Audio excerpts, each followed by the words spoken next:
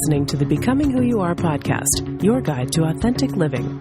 Visit becomingwhoyouare.net for more resources, tools, and suggestions designed to help you create the life you want from the inside out. Now here's your host, Hannah. Hello everybody, and welcome to another episode of the Becoming Who You Are podcast. My name is Hannah, and thank you so much for joining me today.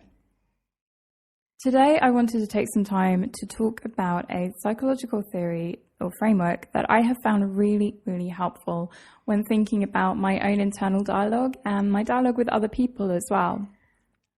This is called Transactional Analysis. Before we start, I just want to add the caveat that I'm not a trained psychology professional, and nor am I a trained transactional analysis therapist either.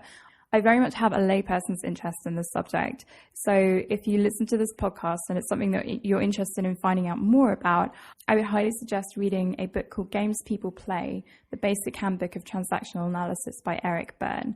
There's another book as well called I'm Okay, You're Okay, and I can't remember who it's by off the top of my head. I haven't read it myself, but I've heard very good things about it from other people. And the link to both those books will be in the show notes. So what is transactional analysis? As I said, it's a psychological theory, and it was developed by Eric Berne in the 1950s. It looks at the dynamics in our relationships with other people, and more importantly, in our relationship with ourselves. Most of us are aware on one level or another of the internal dialogue that goes on in our head. And this might be as simple as you walk into a coffee shop and there's this really delicious looking cake there, and you've got the angel on one shoulder saying, no, don't eat the cake. And you've got the pitchfork waving devil on the other shoulder going, eat the cake, you know you want to. So sometimes it can be relatively black and white like that, and you're kind of stuck in the middle thinking, should I eat the cake? Should I not eat the cake? I don't know. I really want the cake, but on the other hand, I know it'd be good not to eat the cake. Other times it's more complicated than that, and it's like there's a whole board meeting going on in our heads, and this can be really challenging because usually it provokes lots of quite uncomfortable feelings like ambivalence, uncertainty, and just not knowing the answer. What transactional analysis does is it divides these voices into three different roles. So it divides them into parent voices, adult voices, and child voices. The basic principles of transactional analysis are: number one, everyone is okay just as they are. Number two, everybody has the capacity to think for themselves. Number three, we have the ability to decide on the path of our life, meaning that we can choose to change this course at any time. And to me, when I read about these principles for the first time, this all sounded pretty good because I really like the emphasis on personal freedom that's in there. So the fact that, we are responsible for our lives and we can change the path at any time. It's not going to be easy, but it is possible. And also, I really like the encouraging, positive, and inspiring aspects of this. So this sense of self-belief. We are okay just as we are. We don't necessarily need to change. And that we all have the capacity to think for ourselves.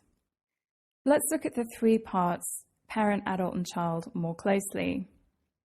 First of all, I'll talk about the parent part. So unless you were raised by wolves, which is highly unlikely, you would have had a primary caregiver. This is the person who took care of you as a child. It might have been your mother, your father, an extended family member, or someone biologically unrelated to you. So that could be a nanny, an au pair, even a foster parent, or anyone like that. Whoever they were, our primary caregivers had a huge effect on our development and personalities. Even if we didn't get along with them, we internalized some of the beliefs and behavior patterns that they exposed us to as children, especially those we needed to in order to survive. As adults, this gives us the parent voice. Some of these messages, such as basic moral codes, are useful, but many are not. The parent voice can be highly critical of you and others around you.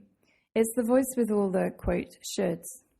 It's the voice telling you that you need to do better, be faster, stronger, and work harder, because if you don't, then that's not good enough. It might also be a voice telling you not to do something, that you're likely to fail. To give a personal example about this, when I was a teenager, I remember my mother saying to me once, I saw Joe Bloggs and CZQ, who are two friends of mine, talking outside school today. He seems to like her. Stacey was wearing some really nice jeans. Maybe if you wore clothes like that, he'd like you too. And for me, that and other incidents led me to internalize this message: people aren't going to like you for who you are. You don't bring enough to the table as a person, so you better have something else that's good to offer. Of course, sometimes the inner parent can produce useful side effects too.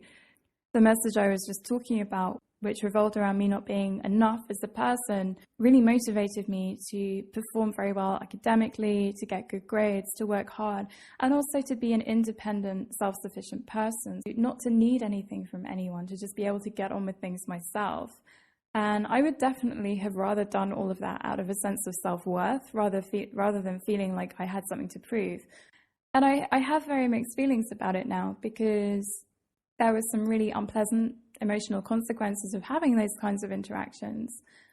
At the same time, I'm also aware that as a result of them, I did develop a really strong work ethic. It's always very difficult to look back and imagine this parallel universe where you didn't have those kinds of interactions. But I also know that in a strange way, it has benefited me in the sense that I have worked very hard in my life, and I have had opportunities as a result of working hard that I might not have otherwise had. This is why the parent voice can be so hard to dismiss. In its own twisted way, it is acting to protect you from rejection and failure. Unfortunately, unless the adult part, which we'll talk about in a couple of minutes, is good at meeting the parent and calming it, its extreme methods usually lead to us feeling rejected and feeling like failures anyway. The second voice I'm going to talk about is the child voice. The child part is just as it sounds. It's the part that never grew up. Transactional analysis works with the idea that parts of us remain stuck in particular times, like a record of our experiences. When faced with similar situations in the future, that tape gets replayed, meaning we might still be reacting to a situation when we're 30 in the same way we did when we were 7. So as an example, let's say a parent or primary caregiver repeatedly expresses anger when you forget to finish your homework as a child. 30 years later, you get an email from your boss asking you about that project that you were supposed to hand in yesterday, the project that you had completely forgotten about. Your heart starts racing, your hands shake, you envisage your boss getting angry, and you imagine you'll probably get fired for this gross transgression. When you finally pluck up the courage to talk to your boss, they shrug and say, "It's not a big deal, just email it over as soon as possible." After the initial flood of relief, you wonder why you got so upset to begin with. There are positive and joyful aspects to the child voice as well, aspects it's important not to lose. This is the part that laughs unreservedly, sings loudly, and dances with no inhibitions. It's the part that's extremely playful and knows how to let go, relax, and just be in the moment. The adult part represents our ability to react to life based on information we have at hand. This is the part that is rational, empathetic, and responsible. As we grow older, the adult part takes precedence over the parent and child parts and acts as a mediator between the two. I think the best summary I've seen of the difference between the parts is summed up on a website called Business Balls, and I've put the link to that in the show notes below. What this website says is that parent is our taught concept of life, adult is our thought concept of life, and child is our felt concept of life. And what might be helpful for you is just taking a few moments to think about what patterns, feelings, or reactions can you attribute to each part. Next, I want to spend a few moments talking about how this affects our interactions. TA, as I'm going to call it from now on because it's quite a mouthful to say transactional analysis every time, breaks human interactions into two categories. Complementary transactions happen when both parties are communicating with the same part, for example, adult to adult. Cross transactions happen when one person is communicating with one part and the other with a different part, for example, parent to child. Cross transactions are easy to get into. If someone speaks to me with a parental subtext, it is more likely to bring out my child part than if someone spoke to me in an adult subtext. Unless we're both aware of what's happening and can get back to an equal level, this can lead to some very problematic interactions. These interactions play out in what Eric Berne calls games. In his book, he lists over 100 different games, so I'm just going to talk about the most common in this episode. As I said earlier, if you want to know more about TA and more about the games themselves, they are in his book, Games People Play. The tricky thing about games is that on a social level, they can appear to be an adult-adult interaction. However, on an emotional level, the interaction is usually parent-child. The first game I'm going to talk about is called Yes, But. We can probably all relate to having either been on the receiving end of someone who is stuck in a yes but pattern or getting stuck in a yes but pattern ourselves. And personally, this is one of the games that I find most frustrating to be on the receiving end of. The scenario. In this game, the agent, which is the person instigating the game, starts by presenting a problem. Person B responds with, "Why don't you insert suggestion here?" To which person A replies, "Yes, but," or "the problem is," or something similar. If you recognize the situation, you'll probably know that it can go on for hours. And I think out of all the games in the book, this is probably the one for me that pushes my buttons most, partly because if I'm not aware of what is happening in the moment, I'm quite susceptible to getting sucked into yes but games as the person making the suggestions. So, for example, if someone comes to you and says, "Oh, I just can't stand another minute at my job and I'm ready to quit and my boss is a nightmare and I'm just so miserable," and you say, "Well, why don't you have a look for another job?" And they say, "Yeah, I could, but it's a really difficult market right now." And you say, "Well, why don't you just, take a look online? You don't have to hand in your notice."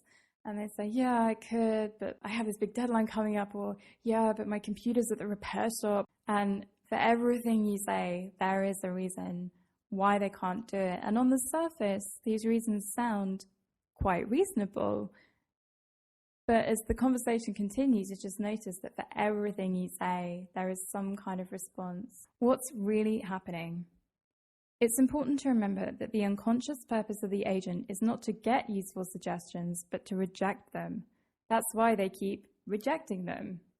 In my experience, what I've found with this kind of game is that the person who is the agent usually feels a sense of helplessness, so they don't feel able to change the situation themselves. And what happens is if you're person B and you're the one making the suggestions, you keep making these suggestions, they keep rejecting them, and you end up feeling their helplessness. Because essentially what they're doing is putting you in the position that they feel themselves are in. So that's unable to change, out of control of the situation, unable to do anything about it. The solution to this is not to make suggestions. It's to say, "That does sound like a difficult situation. What are you going to do about it?" And give the responsibility back to them. If the agent continues to push for the game, responding with "that's too bad" or something similar will stop them in their tracks. Either you can return to adult-adult conversation where the agent is actually taking responsibility for finding solutions themselves, or they will get fed up and find someone else to play with. The second game I want to talk about is a game that Eric Berne calls "I'm only trying to help." And again, like the Yes But game, I think this is one that we're all going to be able to relate to. The scenario. Person A goes to person B with a problem. Person B suggests something and person A goes away to try it. Later, they return saying it didn't work, at which point person B suggests something different. Again, A returns saying the idea was no good. Person B suggests something else, person A goes away to try it, etc., etc. What's really happening? This game is an inversion of Yes But. Person B is still in parent role, but they're getting a kick out showing off their wisdom, while person A is in child mode trying to prove that their wisdom doesn't exist. The solution. The solution for this is the same as Yes But, which is just not to engage. So if you recognize that you are slipping into child mode and trying to prove to the other person that they're not so wise after all, and you're trying all their suggestions and it's just not working in an effort to kind of level up with them, or if you find yourself dishing out advice or suggestions out of a desire to be the wise one and to be the parent in the interaction, the most effective way to get out of the game is to take a step back and to not engage. The penultimate game I want to talk about is one called See What You Made Me Do. The scenario. Person A is painting /fixing /cooking, etc. doing something practical and potentially messy, person B interrupts and person A accidentally puts a blob of paint in the wrong place, drops a screwdriver, or burns the soup. See what you made me do is the outburst.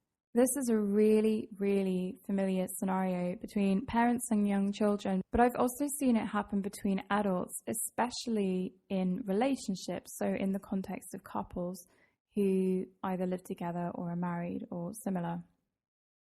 Talking of couples, there are also more subtle versions of this game which usually interact with "I'm only trying to help," and the scenario in this instance would be a wife takes on the "I'm only trying to help" role in the family, and over time, more and more decisions are delegated to her. Something happens, for example, the family end up in debt, leading the husband to play the "you got us into this" card, which is another form of "see what you made me do." What's really going on? Of course, it's not person B's fault. They didn't make person A do anything. The whole point of this game is for person A to avoid blame and responsibility by laying it on person B. The solution to this is to leave the situation or to consciously give the responsibility back to the agent.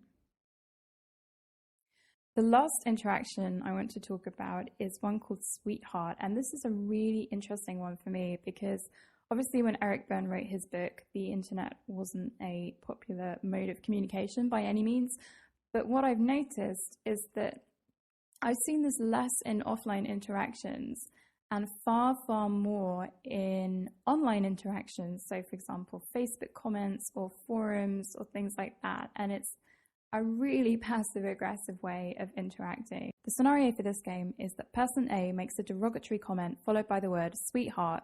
For example, "It's like that time you forgot to pick the children up from school. Isn't that right, sweetheart?"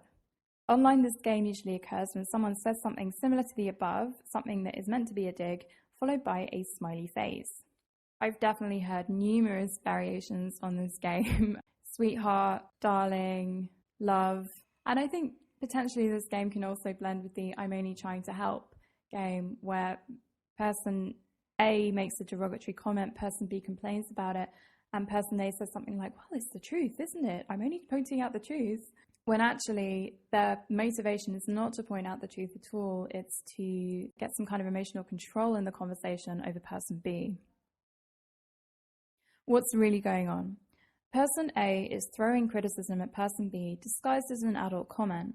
In more complex situations, person B gets drawn into interactions with A because they know A will reveal their deficiencies without B having to do it themselves. Then it becomes a shaming exercise. The solution. There are a few ways to respond to this without getting involved in the parent-child interaction. One is to reply with something like, "Yes, honey," or "Of course," smiley face if you're online, putting the other person's vindictiveness back where it belongs. Personally, it's not something that I would choose to do. It's very tempting sometimes, I'm not going to deny that. But my personal feeling is that if you do that, you're playing into the game rather than stepping out of it. My favorite response to this would be to get everything out in the open. So to say something like, "You can make derogatory comments about me, but please don't call me sweetheart afterwards," or something like that. Or even to set a boundary down and say, "I don't like it when you make derogatory comments about me, so please don't do it anymore." That's a very brief overview of the different parts involved in transactional analysis, the parent-adult chart parts, how they can influence our interactions with ourselves, how they can influence our interactions with others, as well as some of the more common games we might experience that have been identified as part of the TA framework. Just to sum up at the end, I want to talk about the golden rules of games. Number 1, games always appear as adult-adult interactions, but they aren't. Number 2, games can't be won by engaging. In fact, games can't be won full stop. They can only be diffused. Number 3, don't take responsibility for something that you're not responsible for. Number 4, the most productive interactions are adult-adult. Number 5, stay aware of how you're feeling. Stay curious of how the other person is feeling.